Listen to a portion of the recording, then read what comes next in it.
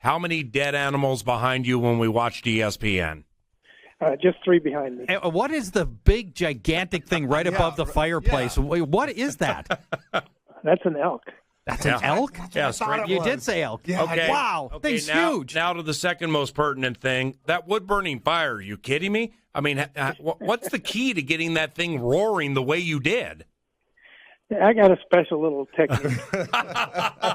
Yeah, okay, I got you. Jeff Gladney seemed to be a Mike Zimmer kind of guy. Diminutive, 5'10"ish, but long arms, feisty. What do you like about Gladney? Yeah, all those things. He's very quick, good accelerator, has long speed. He's a little on the shorter side, but of some of the other guys, he had longer arms and longer wingspan. So, but he is a very competitive kid and needs some technique work. But he reminds me of a couple guys I used to coach, and so we'll just see how it goes. What can you take away from the fact that he was under the tutelage of Gary Patterson, TCU, and a lot of people respect his mind and his defense? That has to weigh into the thing that he knows how to process sort of a complex defense, and he's a smart player. Yeah, Gary Patterson's a great coach, and we have talked to him. We've talked to him about all of his guys, but specifically about Jeff.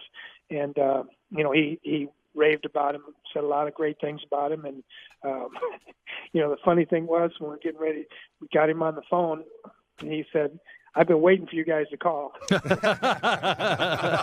Mike Zimmer, coach of the Vikings, talking about 2 players they drafted in round 1. First, TCU corner Jeff Gladney.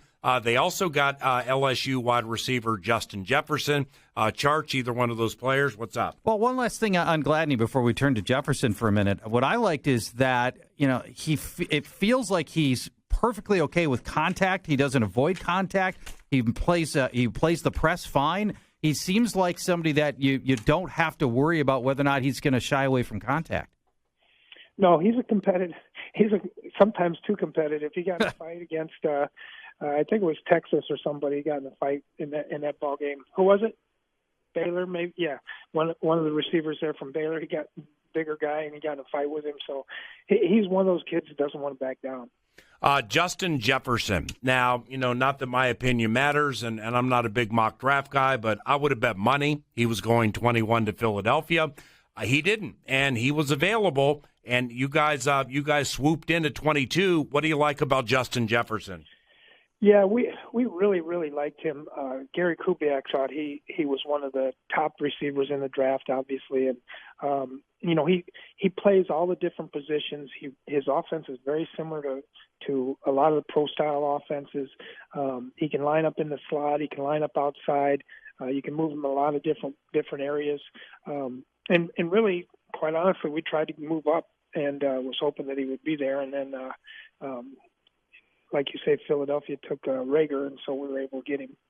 So you guys had him targeted pretty high on your boards then, because you just alluded to it and said the fact that you were willing to move up, and then the way the draft worked out, you could just sit there. And we even thought, sitting here in the studio, like, holy cow, this guy's just sliding down the draft board. So you guys had to have been ecstatic. You didn't have to give up anything to go get the guy. Yeah, and quite honestly, and Rick, he tried to move around a lot of times in the first round, and we weren't able to get to where we needed to get some of the guys. But yeah, it turned out great. This kid's a tough competitor. He's worked real hard in practice. He's very smart. He'll be able to come in and should be able to play right away.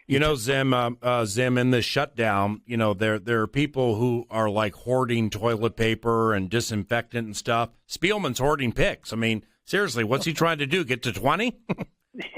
Hey, the more the merrier.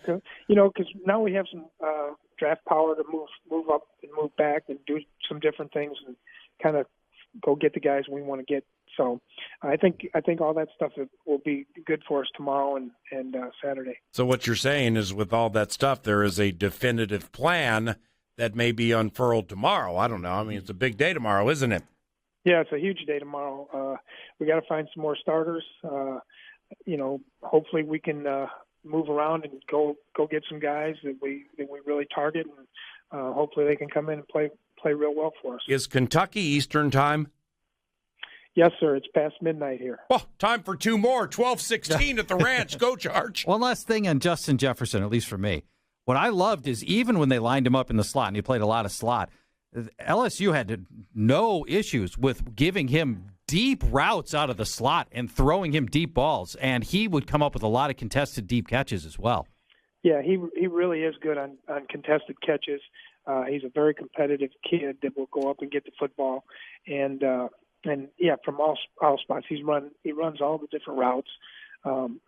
So he's good, really all over. But we'll have a plan for him and how we can use him, and I think he's going to be a really really good player for the Vikings. Dan, last one. This is not pertaining to just these two guys you guys picked tonight. Obviously, there's going to be a bunch of other picks that are going to be rookies, and we are in a weird time right now. A lot of things are done virtually. You can do some meetings with some coaches, but what's your level of concern with getting these guys up to speed, to the NFL speed, basically without any OTAs and with no mini camps?